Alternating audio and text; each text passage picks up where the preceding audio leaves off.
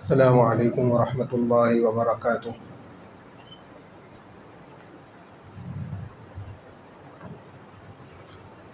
الحمد للہ نحمده ونستعینه ونستغفره ونؤمن به ونتوکل علیہ ونعوذ باللہ من شرور انفسنا ومن سیئات اعمالنا، من يهده الله فلا مضل له ومن يضلله فلا هادي له، ونشهد أن لا إله إلا الله وحده لا شريك له، ونشهد أن سيدنا ونبينا ومولانا محمدا عبده ورسوله، أما بعد فأعوذ بالله من الشيطان الرجيم، بسم الله الرحمن الرحيم، يا أيها الذين آمنوا عليكم أنفسكم لا يضركم من ضل إذا اهتديتم، صدق الله العظيم۔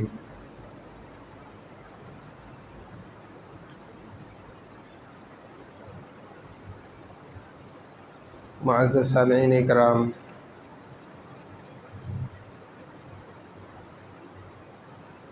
اللہ تبارک و تعالی نے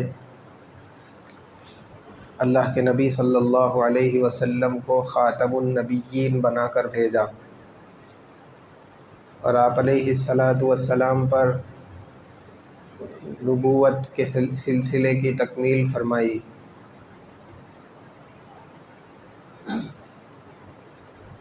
آپ صلی اللہ علیہ وسلم کو سارے ہی انبیاء علیہ السلام پر ایک امتیاز عطا کیا گیا ہے، اور وہ امتیاز یہ ہے کہ جو کوئی بھی نبی مبعوث کیا جاتا تو کسی خاص علاقے کے لیے، کسی خاص قبیلے کے لیے اور ایک مخصوص زمانے تک کے لیے ہوا کرتا تھا۔ جیسے کہ حضرت موسیٰ علیہ السلام بنی اسرائیل کی طرف بھیجے گئے تو ان کی تعلیمات اور ان کی رسالت و نبوت وہ صرف بنی اسرائیل کی حد تک، اسی علاقے کی حد تک محدود تھی، اور انہی کے زمانے کے ساتھ خاص تھی۔ لیکن اللہ کے نبی صلی اللہ علیہ وسلم نہ کسی خاص علاقے کے لیے، نہ قبیلے کے لیے، اور نہ ہی کسی خاص زمانے کے لیے بھیجے گئے ہیں، بلکہ اللہ کے نبی صلی اللہ علیہ وسلم تو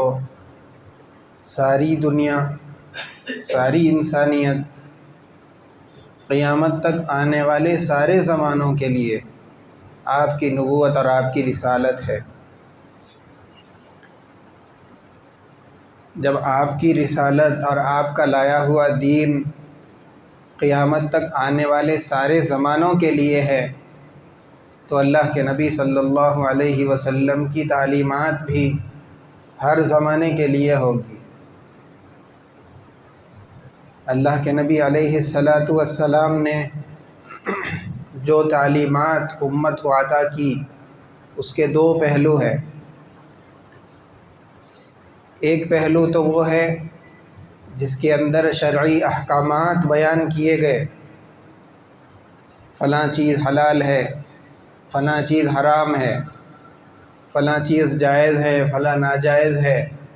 فلاں چیز واجب ہے، مستحب ہے، سنت ہے، اس طریقے سے شرعی احکام بیان کیے گئے ہیں۔ آپ کی تعلیمات کا دوسرا پہلو وہ ہے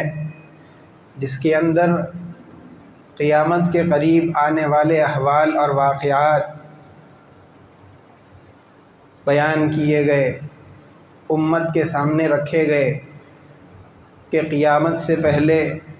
امت پر کیا کیا حالات پیش آنے والے ہیں، اور کن مراحل سے اور کن مسائل سے امت کو دوچار ہونا پڑے گا۔ یہ ساری چیزیں اللہ کے نبی علیہ الصلاۃ والسلام نے اپنی تعلیم کے اندر بتائی۔ آپ صلی اللہ علیہ وسلم کی تعلیم کا یہ دوسرا پہلو یہ بھی بہت اہمیت کا حامل ہے۔ اللہ کے نبی صلی اللہ علیہ وسلم کو اپنی امت کی ہمیشہ فکر رہتی تھی، صرف اپنے زمانے کے نہیں بلکہ قیامت تک آنے والی ساری انسانیت، چونکہ اللہ کے نبی علیہ الصلاۃ والسلام کی امت ہے، آپ کو ایک ایک انسان کی فکر رہی۔ آپ علیہ الصلاۃ والسلام کی فکر کس طرح ہوا کرتی تھی،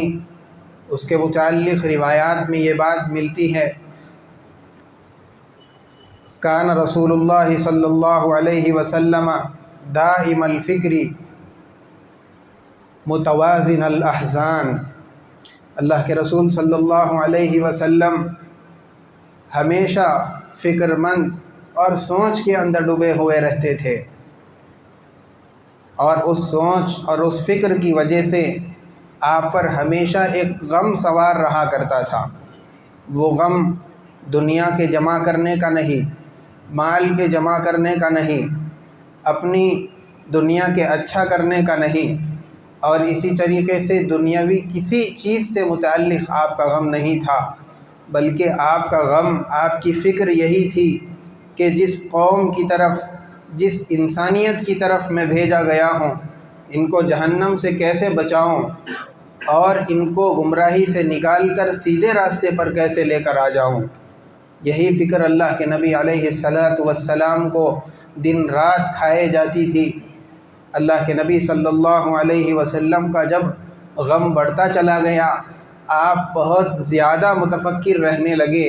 غمزدہ رہنے لگے لوگوں کے ایمان نہ لانے کی وجہ سے۔ اللہ تبارک و تعالیٰ نے قرآن کریم کے اندر یہ آیات نازل فرمائی، لعلک باخع نفسک الا یکونوا مؤمنین۔ اے نبی جی، اگر یہ لوگ ایمان نہیں لائیں گے تو کیا آپ اپنے آپ کو ہلاک کر لیں گے؟ گویا کہ اللہ کے نبی صلی اللہ علیہ وسلم پر اس قدر غم سوار ہے، اس قدر فکر سوار ہے کہ اگر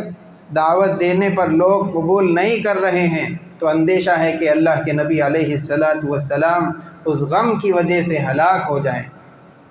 اتنا زیادہ غم اس امت کا، اتنی زیادہ فکر اس امت کی۔ ایک اور حدیث کے اندر اللہ کے نبی صلی اللہ علیہ وسلم نے اپنی مثال بیان کی کہ میری مثال اس آدمی کی طرح ہے کہ جس نے تاریک رات کے اندر ایک آگ جلائی اور کیڑے مکوڑے، چھوٹے چھوٹے پتنگے اس آگ کی طرف آ رہے ہیں اور اس آگ کے اندر گر رہے ہیں، اور وہ آدمی ان پتنگوں کو آگ سے دور کر رہا ہے تاکہ وہ آگ کے اندر گر کر جل نہ جائے۔ میں بھی تم لوگوں کو جہنم کی آگ سے روکنے کی کوشش کر رہا ہوں، اور تم لوگ ہیں کہ میرے ہاتھ سے پھسلے جا رہے ہو، میں تمہاری کمروں کو پکڑ پکڑ کر تمہیں وہاں جانے سے روک رہا ہوں، لیکن تم لوگ ہیں کہ جہنم کی طرف بڑھے جا رہے ہو اور میرے ہاتھ سے نکل کر جہنم کی آگ کے اندر گر رہے ہو۔ الغرض اللہ کے نبی صلی اللہ علیہ وسلم نے اپنی ساری زندگی اسی امت کی فکر کے اندر، قیامت تک آنے والے ایک ایک انسان کی فکر میں، بلکہ پوری انسانیت کی فکر میں آپ نے اپنی زندگی کو گزارا۔ اللہ کے نبی علیہ الصلاۃ والسلام کی دن رات کو صحابہ، آپ کے دن کیسے ہوا کرتے تھے، راتیں کس طرح غم کے اندر اللہ کے سامنے آہوزاری کرتے ہوئے گزرتی تھیں، دن رات کو صحابہ دیکھا کرتے تھے۔ مختلف مواقع پر صحابہ اکرام نے اللہ کے نبی علیہ الصلاۃ والسلام کی اس فکر کو، آپ کے اس غم کو احادیث کے اندر بیان کیا ہے۔ اللہ کے نبی صلی اللہ علیہ وسلم کو صرف اپنے ہی زمانے کے لوگوں کی فکر نہیں تھی، بلکہ قیامت تک جتنے آنے والے لوگ تھے، چونکہ وہ سارے کے سارے آپ کے ماننے والے، آپ کے امتی ہیں، اور ان کی ساروں کی طرف آپ کو نبی بنا کر کے بھیجا گیا تھا۔ اس لیے چاہے وہ اپنا ہو، پرایا ہو، ہر ایک کے لیے اللہ کے نبی صلی اللہ علیہ وسلم کی فکر تھی۔ آپ صلی اللہ علیہ وسلم نے اپنے زمانے میں جو لوگ موجود تھے ان کو بھی فتنوں سے متنبہ کیا،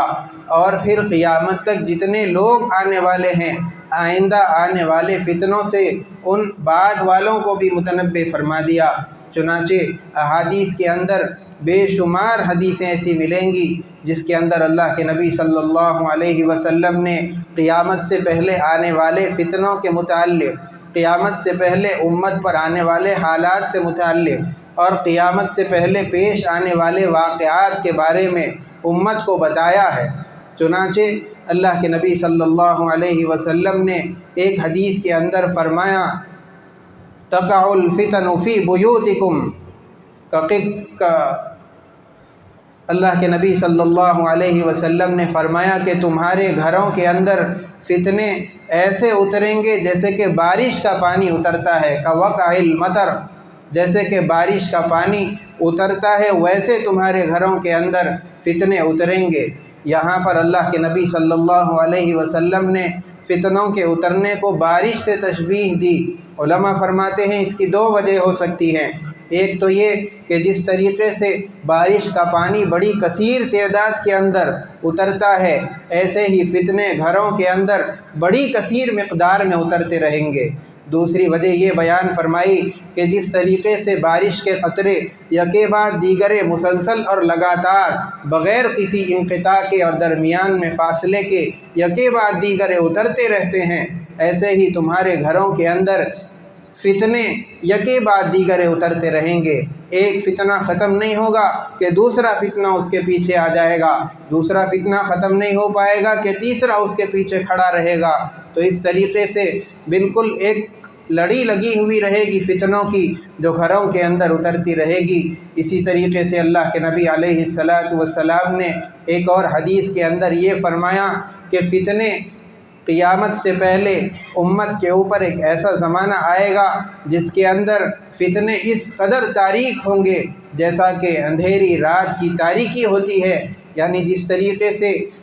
اندھیری رات کی تاریکی کے اندر آدمی کچھ دیکھ نہیں پاتا، کون سا راستہ چلیں، کہاں پر جائیں، کس طرف کو مڑیں، کہاں پر ٹھہریں، کوئی چیز نظر نہیں آتی، ایسے ہی قیامت سے پہلے امت کے اوپر ایسے فتنے آنے والے ہیں کہ جس کے اندر پہنچ کر کے کوئی آدمی یہ نہیں سمجھ پائے گا کہ کون سا راستہ حق کا ہے، کون سا باطل کا ہے، کون سے راستے سے اللہ راضی ہوتا ہے، کون سے اللہ ناراض ہو جاتے ہیں، کون سے دنیا بنتی ہے، کون سے دنیا بگڑتی ہے، کون سے آخرت بنتی ہے، کون سے آخرت بگڑ جاتی ہے۔ الغرض اس طریقے کے فتنے امت کے اوپر قیامت سے پہلے آنے والے ہیں، جس کے متعلق اللہ کے نبی صلی اللہ علیہ وسلم نے آج سے 1400 سال پہلے ہی امت کو بتا دیا کہ ان حالات کے اندر آ جاؤ۔ جب آدمی ان فتنوں کو دیکھے تو وہ کیا کرنا چاہیے، کس طریقے کو اپنانا چاہیے،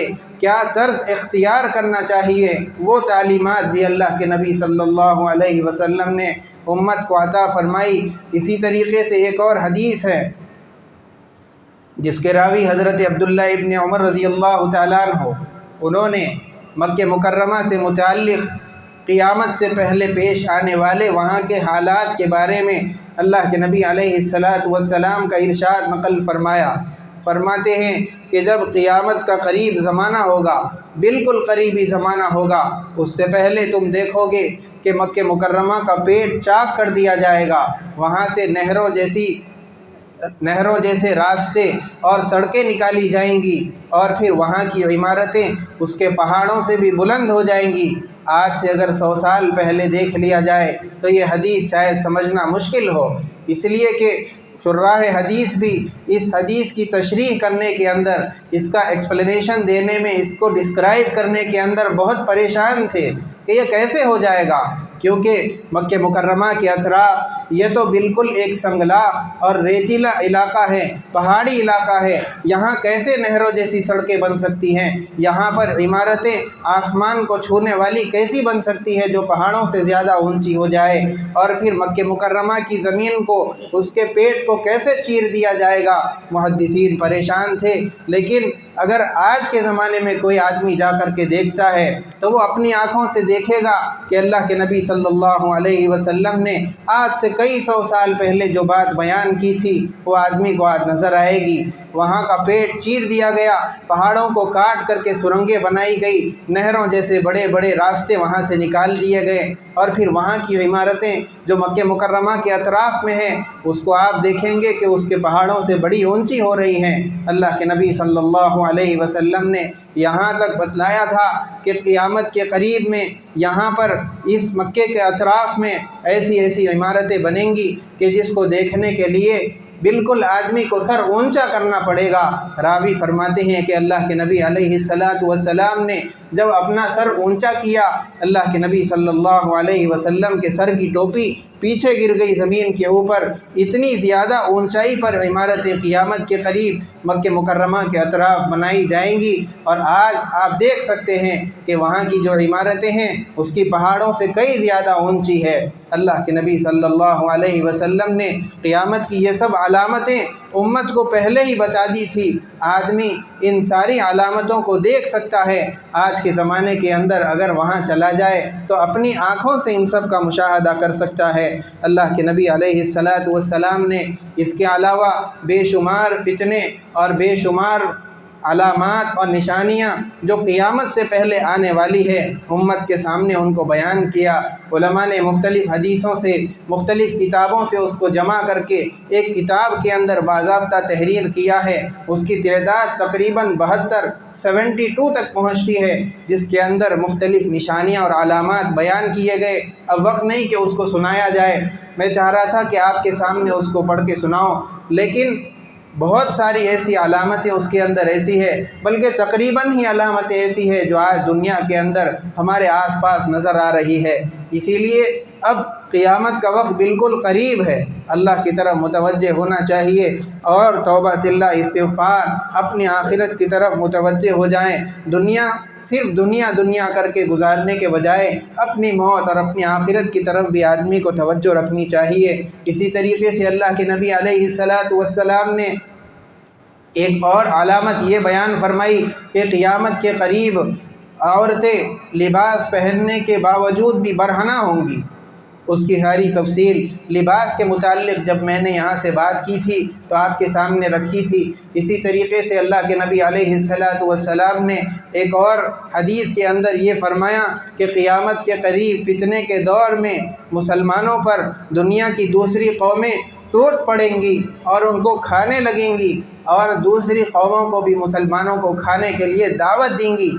گویا کہ ایک دسترخوان لگا ہوا ہے، اور اگر ہم اس پر بیٹھ جائیں، اگر کوئی آدمی اتفاقاً وہاں پہنچ جاتا ہے تو جس طریقے سے ہم اس کو کھانے کے لیے دستر پر بلاتے ہیں کہ آؤ ہمارے ساتھ کھانے میں شریک ہو جاؤ، ایک دو لقمے ہمارے ساتھ بھی کھا لو، اس طریقے سے فتنے کے زمانے کے اندر جب امت بالکل قسم پرسی کی حالت کے اندر ہوگی، ساری کی ساری قومیں وہ مسلمانوں پر ٹوٹ پڑیں گی، خود بھی اور دوسروں کو بھی جو طاقتور قومیں ہوں گی ان کو بلائیں گی کہ آؤ مسلمانوں کے کھانے کے اندر تم شریک ہو جاؤ۔ گویا کہ اس وقت میں دسترخوان پر مسلمان گویا کہ کھانا بنا ہوا ہوگا اور ساری قومیں اس پر ٹوٹ ٹوٹ کر کے کھا رہی ہوں گی۔ یہ علامت اللہ کے نبی علیہ السلام نے بتائی تھی۔ آج مسلمان ہر جگہ پر پریشان ہے، یہ چیز بہت پہلے ہم کو بتا دی گئی تھی۔ اگر نہیں سنبھلیں گے تو یہ فتنے اور یہ حالات تو امت کے اوپر آنے ہی ہیں۔ اسی لیے ابھی بھی وقت ہے کہ مسلمان سنبھل جائے، اپنے اعمال کو درست کر لے، اللہ کی طرف متوجہ ہو جائے۔ اللہ کے نبی صلی اللہ علیہ وسلم نے فرمایا کہ جس وقت میں قومیں صحابہ اکرام کے سامنے جب یہ بات بیان کی گئی، صحابہ اکرام نے اللہ کے نبی صلی اللہ علیہ وسلم سے پوچھا کہ اللہ کے نبی کیا اس زمانے کے اندر مسلمانوں کی تعداد کم ہو جائے گی جس کی وجہ سے قومیں ان پر ٹوٹ پڑیں گی؟ اللہ کے نبی صلی اللہ علیہ وسلم نے فرمایا کہ نہیں، اس وقت میں مسلمان بڑی کثیر تعداد کے اندر رہیں گے۔ صحابہ اکرام رضوان اللہ تعالی علیہم اجمعین نے پوچھا کہ جب پھر کثیر تعداد کے اندر ہے تو پھر ان کو کیوں قومیں کھانے لگیں گی؟ اللہ کے نبی صلی اللہ علیہ وسلم نے فرمایا کہ ان کے دلوں کے اندر دنیا کی محبت آ جائے گی اور موت کی نفرت ان کے دل کے اندر پیدا ہو جائے گی۔ موت کا مطلب اللہ تبارک و تعالیٰ سے ملاقات، اس لیے کہ موت ایک واسطہ ہے، ایک کنیکشن ہے اللہ اور بندے کے ملاقات کے درمیان کا۔ اب جب بندہ کوئی مومن موت سے نفرت کر رہا ہے، گویا کہ وہ اللہ تبارک و تعالیٰ سے ملاقات نہیں کرنا چاہتا، ملاقات کرنے سے نفرت کر رہا ہے۔ جب یہ حالت امت کی ہوگی تو پھر اللہ کے نبی علیہ السلام نے فرمایا کہ فتنے کا زمانہ بڑا قریب ہے۔ اب اللہ کے نبی علیہ السلام کی تعلیمات کے اندر یہ بات بھی بتائی گئی کہ ان حالات کے اندر امت مسلمہ کو کیا کرنا چاہیے، مسلمانوں کو اور جو سیدھے راستے پر چلنے والے لوگ ہیں ان کے لیے کیا راہ عمل ہے، کون سا راستہ اپنانا چاہیے، کیا طرز اختیار کرنا چاہیے، وہ سارے کے سارے احکامات اللہ کے نبی علیہ السلام نے اپنی تعلیمات میں بتائے۔ انشاءاللہ وہ ساری کی ساری چیزیں آئندہ جمعہ کے اندر بیان کی جائے گی۔ اللہ تعالی ہم تمام کے ایمان کی، ہمارے مال کی اور ہم سب مسلمانوں کی حفاظت فرمائے۔ وصلی اللہ وسلم علی سیدنا محمد وعلی آلہ واصحابہ اجمعین وآخر دعوانا الحمدللہ رب العالمین۔ جو حضرات سنت نہیں پڑھے سنت پڑھ لیجیے۔